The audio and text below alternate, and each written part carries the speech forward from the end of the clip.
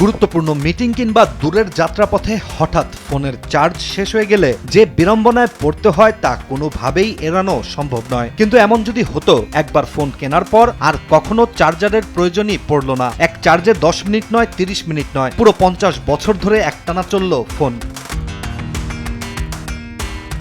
আধুনিক পৃথিবীতে নতুন এক প্রযুক্তি নিয়ে ঠিক এমনই আলোড়ন তুলেছে চীনের স্টার্টআপ কোম্পানি বেটাভোল্ট টেকনোলজি। প্রতিষ্ঠানটির দাবি তারা তৈরি করেছে বিশ্বের প্রথম মিনি আকারের পারমাণবিক ব্যাটারি, যা কোনো রিচার্জ ছাড়াই অর্ধ শতাব্দী বিদ্যুৎ সরবরাহ করতে সক্ষম।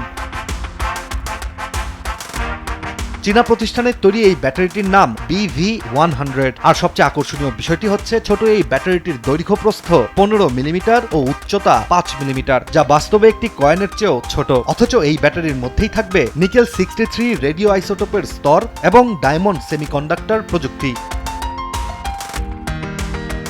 কিন্তু অনেকের মনেই প্রশ্ন, নতুন এই ব্যাটারি আসলে কি ও কিভাবে কাজ করে। এটি মূলত প্রচলিত লিথিয়াম আয়ন ব্যাটারি নয়, এটি একটি নিউক্লিয়ার ব্যাটারি বা রেডিও আইসোটোপ ব্যাটারি, যার ফলে এটির কাজ করার পদ্ধতিও ভিন্ন।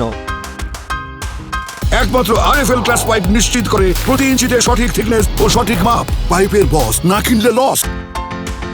এই ব্যাটারির ভেতরেই নিকেল 63 নামের একটি তেজস্ক্রিয় আইসোটোপ ধীরে ধীরে ক্ষয়প্রাপ্ত হয়, আর সেই ক্ষয়ের সময় যে শক্তি নির্গত হয় তা ডায়মন্ড ভিত্তিক সেমিকন্ডাক্টর স্তর দিয়ে বিদ্যুতে রূপান্তরিত হয়। ফলে কোনো চার্জিং সাইকেল কিংবা কোনো প্লাগ ইন ছাড়াই ক্ষয়ের গতি অনুযায়ী টানা বিদ্যুৎ উৎপন্ন হতে থাকে ব্যাটারির মধ্যে। বর্তমানে এই ব্যাটারি উৎপাদন করছে 3 ভোল্টের 100 মাইক্রোওয়াট শক্তি। এটি শুনতে কম মনে হলেও কোম্পানির লক্ষ্য ভবিষ্যতে 1 ওয়াট ক্ষমতার সংস্করণ বাজারে আনার, যার মাধ্যমে smartphone, drone, micro robot, medical device সবখানেই এই ব্যাটারির ব্যবহার কল্পনা করা হচ্ছে।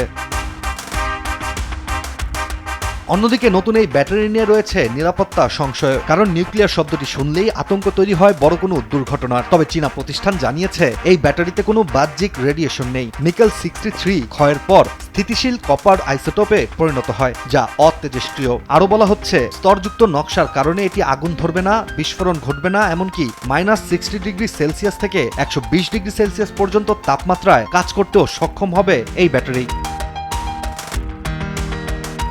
বিশ্বজুড়ে ব্যাটারি প্রযুক্তিতে বিপুল বিনিয়োগ হচ্ছে, বিশেষ করে ইলেকট্রনিক যানবাহনের কারণে। সেই ঢেউ এখন ভোক্তা ইলেকট্রনিক্সেও আঘাত হানছে, যেখানে এমন একটি ফোন থাকতে পারে ভবিষ্যতে যা 2 সপ্তাহ নয়, 2 দশক নয়, পুরো 50 বছর ধরে চার্জ ছাড়াই চলতে পারবে। ইশতিয়াক হোসেন, দেশ টিভি।